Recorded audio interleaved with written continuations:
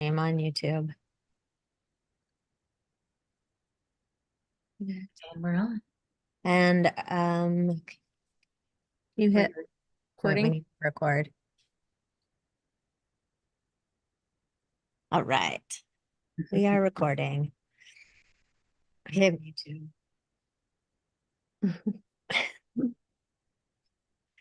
Testing. 1, 2, 3. And I had to turn the volume off on YouTube because it was playing and had volume too. Yeah.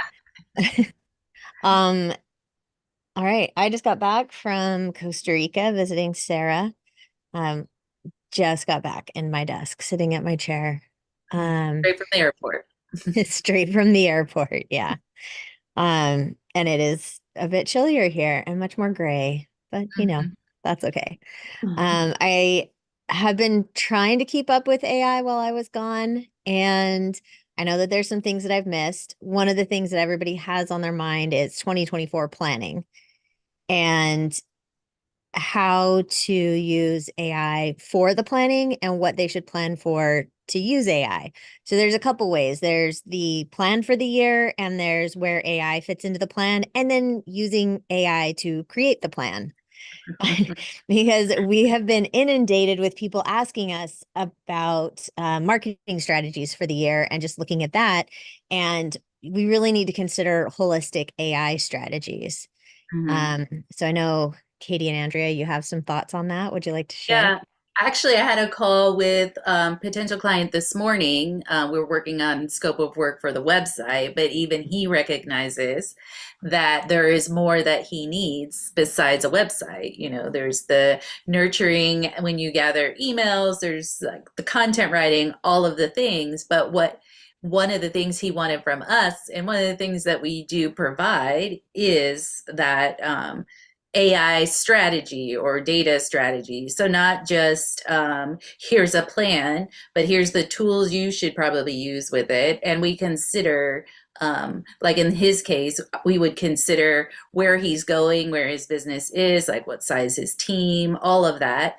And then create a data strategy, which is the processes to help you get all the things done. So it's no longer just a marketing strategy, right? Now the tech stack has become more of an AI strategy, and then the data strategy becomes the processes to get all of that done. So it's all like three separate things, but they all need to be there to work together.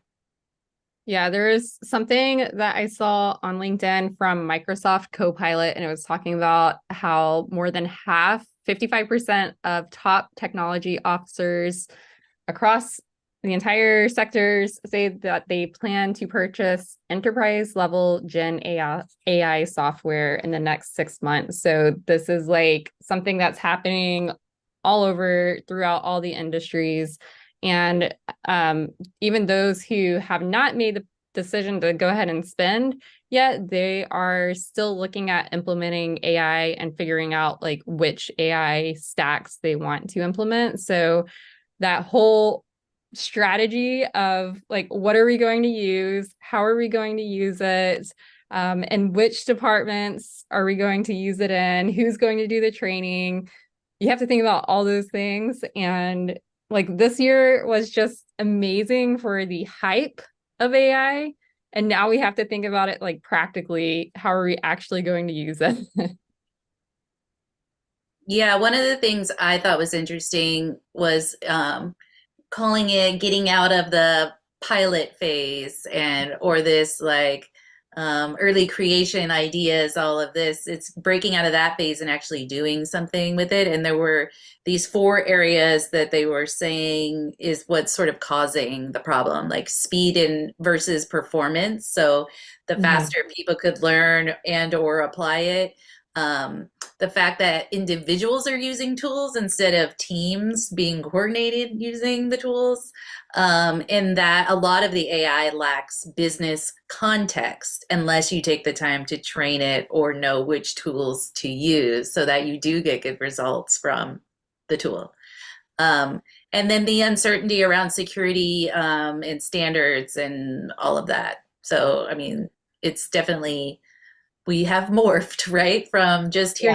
here's ChatGPT on November of last year, and it's a whole new industries, I would say, new job titles, new policies, and like we're talking about AI policies, ethics, transparency, all of those things, and then people to watch over all of these different.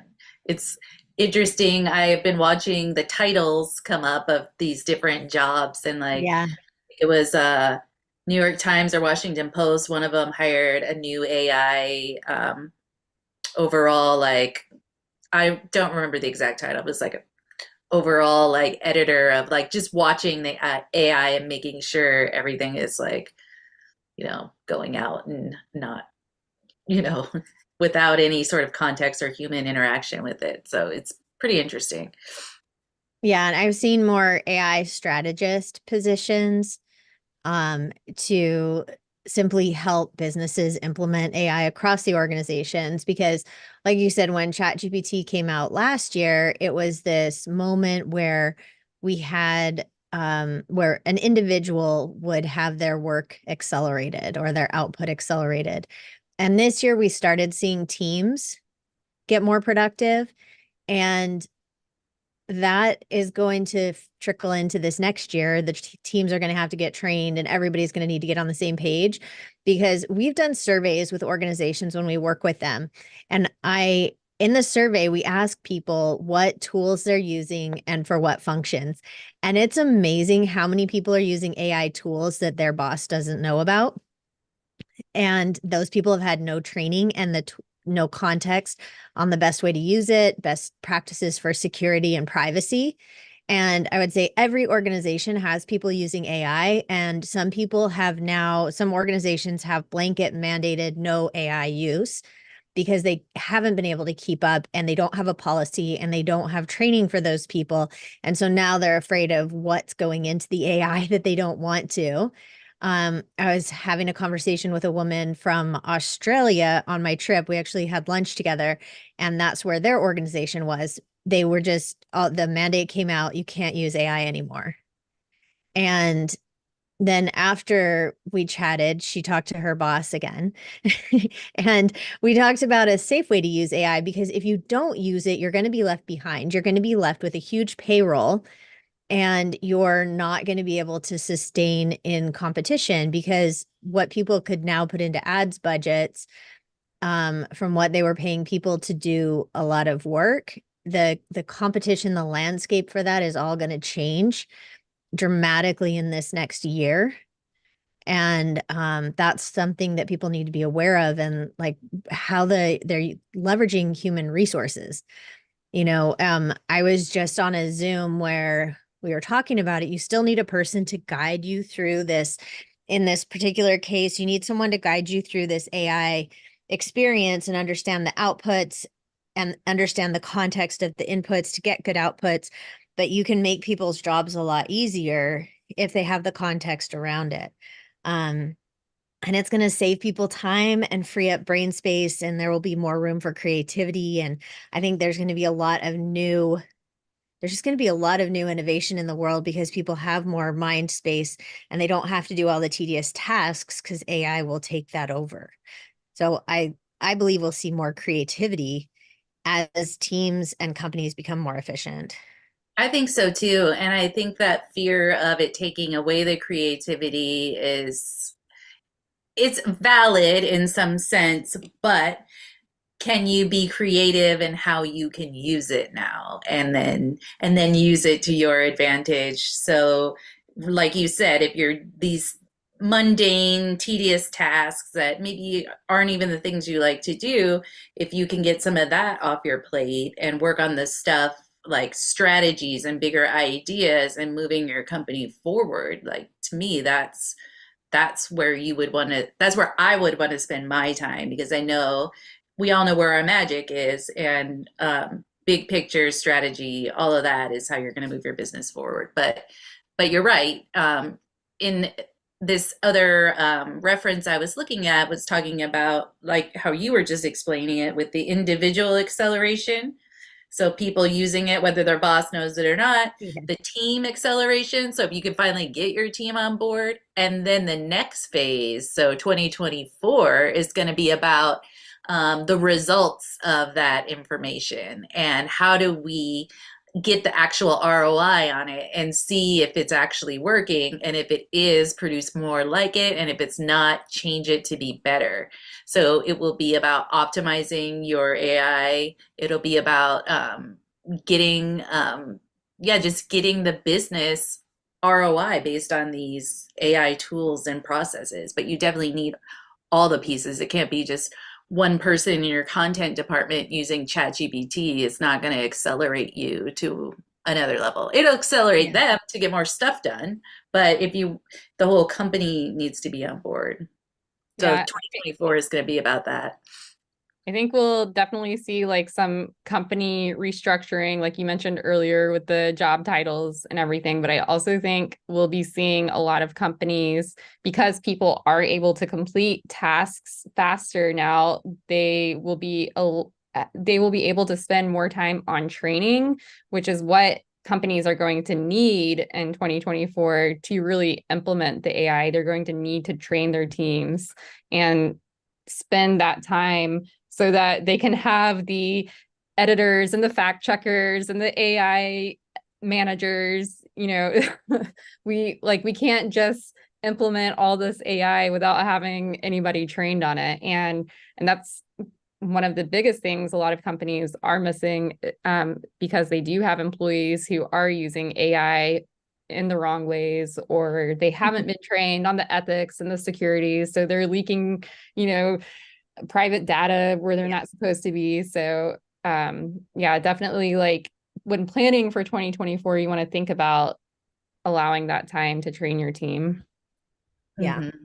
Yeah, that's a good point, because and then while you're training them, the other work still needs to be done, right? Even before they are done learning how to do it. So it's keeping up with both. And here are some of the titles of some of the new roles of AI. So managing editors, editors and fact checkers, researchers and data scientists, journalists slash story hunters. And the journalism part is really interesting to me because I've been seeing a lot of news on that.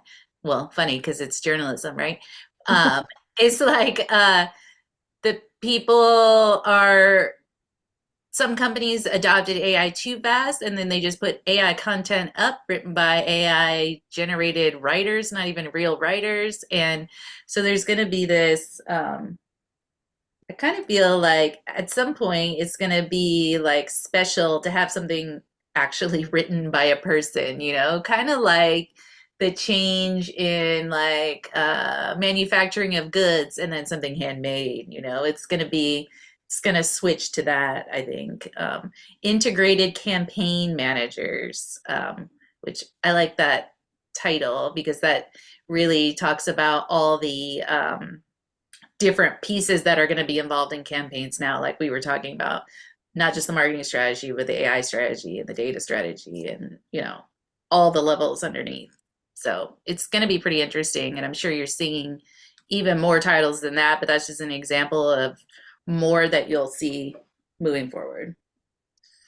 Yeah, I think to your point about people just posting AI content and not really looking it through, that kind of goes hand in hand with like the influencer economy and the attention economy, and how we'll probably see more companies start using like influencers and those attention grabbers in a more authentic way. Instead of like seeing big brand name commercials, we'll likely see more authentic real life journalism, and then using AI to, create the outline of the story or the base foundation of the story. And then the human editor goes in and adds in all those missing pieces. Because I think one of the funniest things this past year, like overall, I always crack up when people are like, that was written by AI or that was generated by AI. And like in the Facebook groups, everybody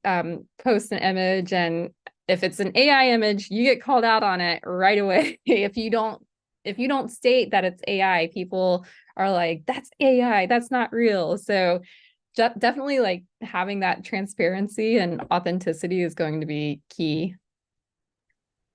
I think it will be, and admitting when you're using AI, because there's those AI influencers account. There's one AI woman who's pulling in like $70,000 a week, Wow. according to, yeah, something I read today. Um, and they have an AI hot woman, traveling the world and doing her things in these Instagram environment. It's kind of crazy. And I do think there's going to be a good there, because we've already seen that user generated content does better than highly produced content Mhm. when it Yeah. comes to conversion on social.